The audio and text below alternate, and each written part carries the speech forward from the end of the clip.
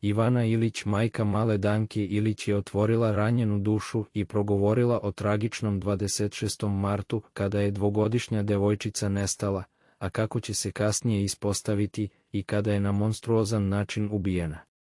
Ivana kaže da je Danku i sina sam tog dana odvela sa namerom da se igraju na mestu gde sam ja odrasla i gde me vežu najlepše uspomene. Tamo sam imala prelepo detinjstvo.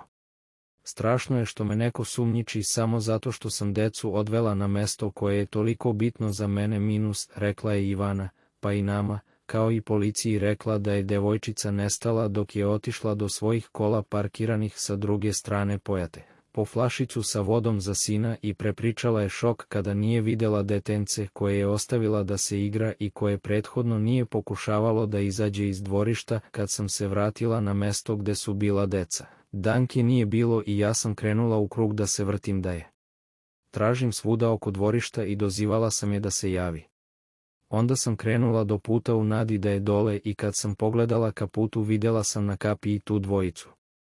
Jedan me je gledao, a drugi je zavirivao oko naše ograde i to je trajalo kratko, nakon čega su oni otišli. Prisetila se Ivana susreta Dejana Dragićevića i Srdjana Jankovića.